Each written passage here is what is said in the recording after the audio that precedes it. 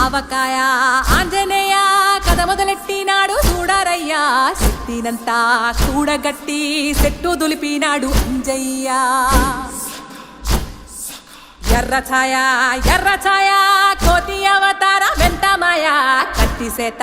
పట్టకుండా కాయ కోసినాడు కపిలయ్య